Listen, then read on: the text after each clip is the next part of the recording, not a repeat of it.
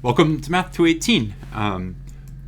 My name is Brian Fitzpatrick. I'll be your instructor for the semester. The URL for my website is bfits.xyz. That's where I'll be organizing all of the course information throughout the semester. And my email is bfitspat@math.duke.edu. That's a picture of me feeding my twins who were born in February 2020. Now, this course is divided into a lecture component and a discussion component. The lecture component is taught by me, and the discussion components are led by TAs for the course, all of which are listed here. So all of you are enrolled in one of the lectures and one of the discussion sections. So one of these TAs will be leading your discussion section. Now, what is your schedule going to look like as far as this course is concerned this semester? I've organized the course in such a way that everything is happening week by week. So here's the breakdown of a typical week in your life as far as Math 218 is concerned. Monday mornings at 6 a.m., three things will happen. There will be lessons released on the course webpage. That's the materials that we will be going through throughout the week. There will be assignments released at the same time. The two types of assignments that you'll be working on weekly are quizzes and problem sets. Those assignments will be released through Gradescope. So again, that happens Monday mornings at 6 a.m. Now, lectures happen on Monday, Wednesday, and Friday. If you're enrolled in the first section, that happens from 1:45 to 2:35 in White 107, that's on East Campus. And note that I'm declaring that attendance is mandatory, so I absolutely expect that you attend lecture. If you're enrolled in the second section, that's in the same room, but that occurs from 3:30 p.m. till 4:20 p.m. So that's Monday, Wednesday, Friday. Those are the lectures. Thursday is when your discussion occurs. There are 10 discussion sections for all of you, so you're enrolled in one of them. Those are a 75-minute time block every Thursday. Now, I mentioned a moment ago that on Mondays at 6 a.m., the lessons and assignments are released. You have 8 days to finish all of those assignments. So the deadline for the material released Monday mornings at 6 a.m. is the following Tuesday, so 8 days later, at 10 p.m. All of that is done through Gradescope, and we'll say a bit more about assignments in a moment. Now, how do grades break down? There are several different categories of things that you will be assessed on throughout the semester, and here's the breakdown. Let's start with the smallest percentage. So 8% of your grade consists of your performance on the comprehension quizzes that are released throughout the week. So every week there are a few topics that we cover. Every topic has a quiz associated with it, and you take the quiz inside of Gradescope. Now, in terms of collaboration, I absolutely encourage that you collaborate with your peers and seek help should you need it. But the deadline for submission is a hard deadline. So I mentioned a moment ago that assignments are released Monday mornings. The deadline is 8 days later at Tuesday at 10 p.m. So I don't accept late work, but you do the quizzes inside of Gradescope and submit inside of Gradescope. So that's 8% of your grade. The next 10% of your grade are the problem sets. So every topic not only has a quiz associated with it, it also has a problem set associated with it. Now, the problem sets are templated inside of Gradescope, so it's your job to go into Gradescope, find the template for the problem set, and then you'll either print it out and write your solutions to the problem set on paper, or many of you have tablets, you can simply download the PDF, write your solutions in your tablet. Now, the deadline for that material is, again, 8 days after it's released, so Tuesdays at 10 p.m., and it is your job to upload your work to Gradescope to turn it in by the deadline. Again, the deadline is hard-coded, so I don't accept late work, but again, I also encourage collaboration between your peers, and you should absolutely seek help should you need it. Note, however, that for the problem sets, even though I encourage you to seek help and collaborate, I absolutely expect that all of you write your own original solutions. Plagiarism is totally prohibited at all universities. So that's the next 10%. The next 12% of your grade consists of your attendance in discussion. So every Thursday, you are enrolled in a discussion section that occurs for 75 minutes.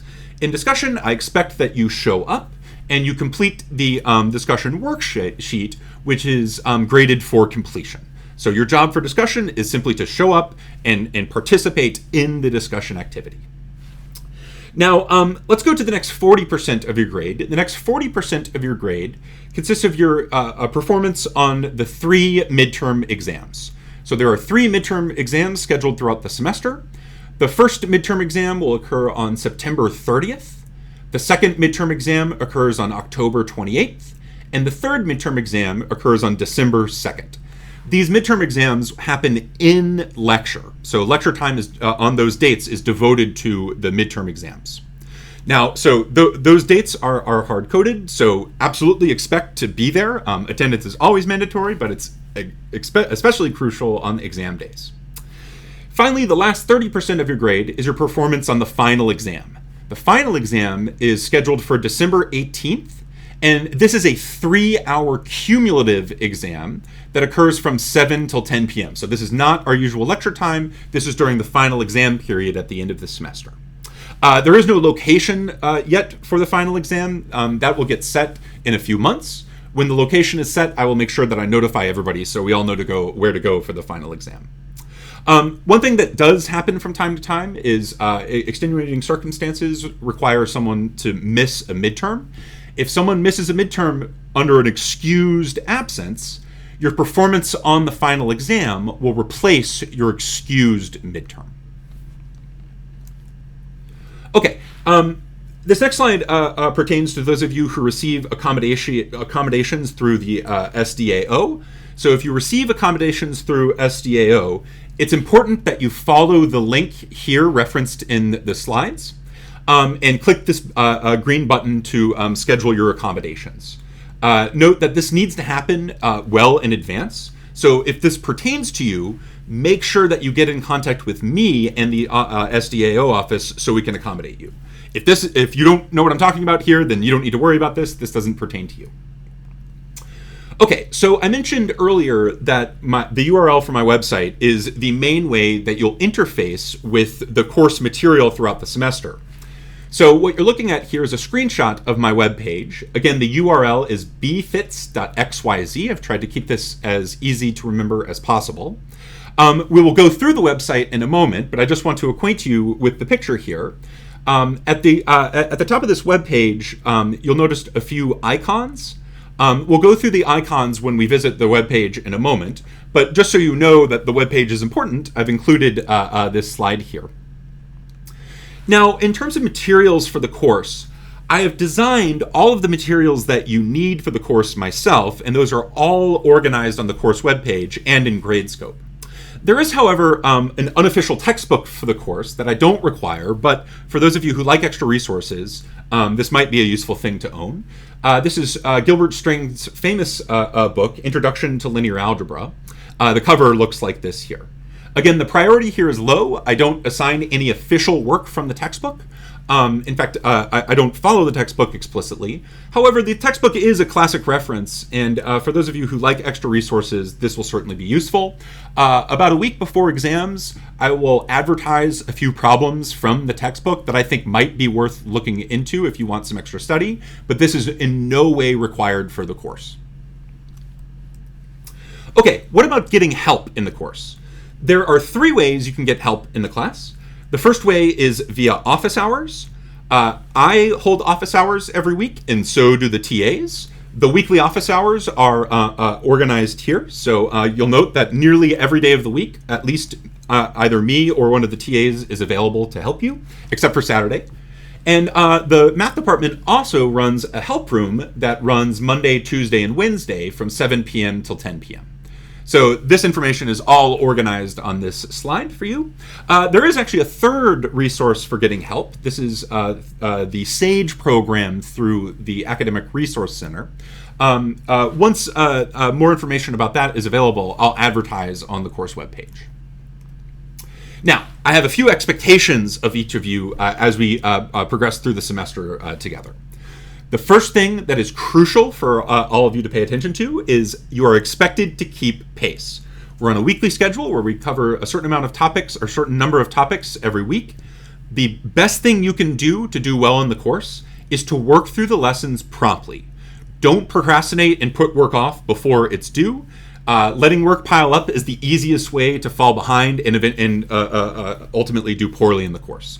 Keep pace. The next thing I expect is that you participate. It is absolutely crucial that you attend lecture and attend discussion. And I also think if you want to do really well in the course, attending office hours when you need to is also important. So make sure you're participating. I also like to ask lots of questions during lecture. This isn't a rhetorical tactic. I genuinely like it when students participate. It makes the vibe a lot better in lecture. The next thing that's important is I expect you to communicate. If you're finding that you're struggling with something, especially early on in the course, it's crucial that you either reach out to either me or a TA early on.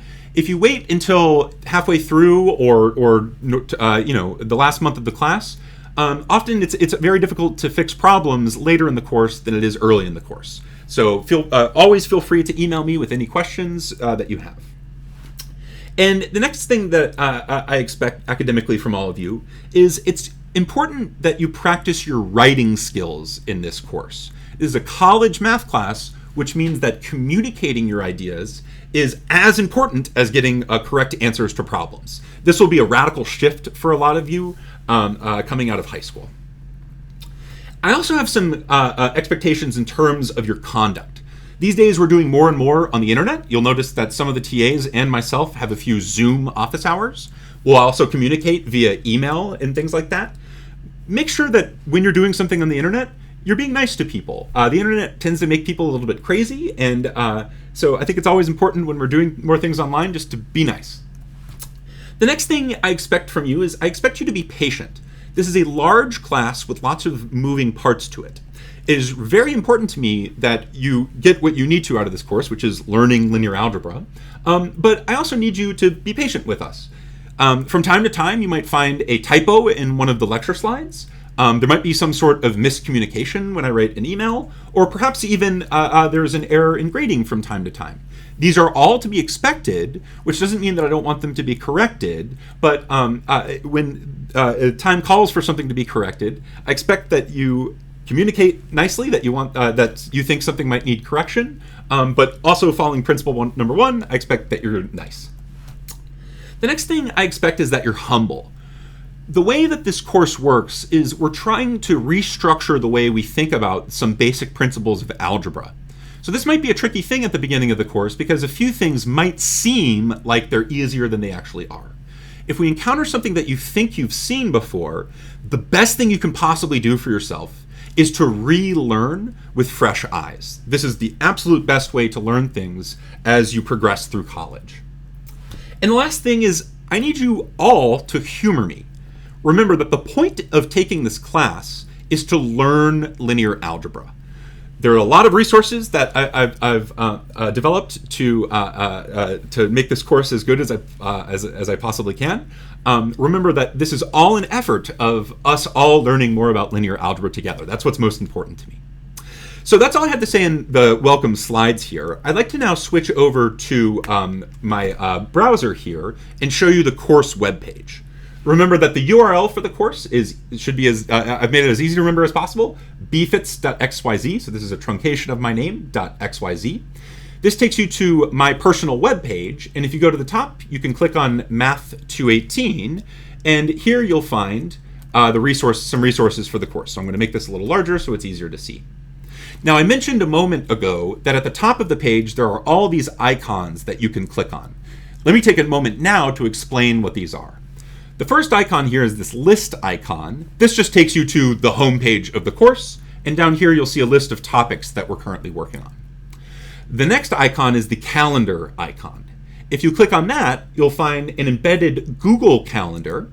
Here I have organized all of the dates and times for things relevant to us throughout the course. So if I click over to September 2022, you'll see all of the important things relevant to the course. So if you ever have a question of the form, hey, when is so-and-so's office hours, or when is the next exam, you'll always be able to find that in the course calendar. So the course calendar should be your first reference point when you're curious when something occurs. Now, if you look at all of or a bunch of the next icons, they're all 2 letters. So these are the initials for either me, my initials are BF, or one of your TAs.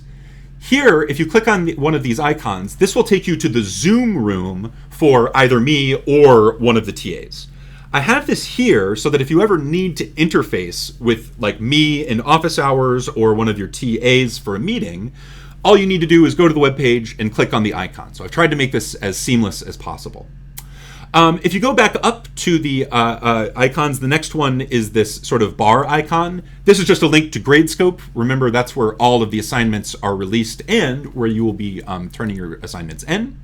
And finally, there's this little scroll icon. If you click on this, this will take you to a more official looking course policies page that I've typed up. Now, let's go back to the list of topics here by clicking on the list icon. If we go down, what we'll find is a schedule for the course. Remember that the way the workflow works is Mondays, there's new material, and then part of that new material are assignments in Gradescope that are collected the following Tuesday. You'll notice that week 0, I have just one topic, that's welcome. If you click on the topic of the lesson, this will take you to the lecture slides that I've previously prepared. So these are the lecture slides that for the welcome lecture that I just previously went through. So that's really just an introductory thing. If you go to the last column here, you'll find a resources column. I typically try to do YouTube videos for all of the lessons. So if you click on the YouTube icon, that'll take you to the YouTube video for the lesson. And then for this first welcome lesson, I've included some links to scanning apps that work for either Apple or Android, so that if you print your assignments, if you scan them through those apps, it'll make everything look a lot nicer when you upload to Gradescope. If you go down to the week 1's worth of material, that's what we'll cover during the first week, you'll notice that there are 4 topics. So the idea is that we will be covering those 4 topics throughout the first week of class. Again, if you click on any one of the titles for the lessons, this will take you to the lecture slides. And if you go over to the resources column, you can click the YouTube video or this blue icon, which will take you to some calculators that I've embedded in the web page that are relevant to whatever topic we just covered. The last thing I'll mention here is you'll note that for this second lesson in the first week, I've noted that you should complete this one on your own at home. There won't be a lot of these, but I might put something up like that from time to time, especially for lessons that I think can be easily digested at home and don't necessarily merit lots of time in lecture. This one in particular has a quiz associated to it, but no problem set because I expect that you go through that lesson on your own. Okay, so I hesitate to say any more. This video is probably already a little bit too long. I look forward to meeting everyone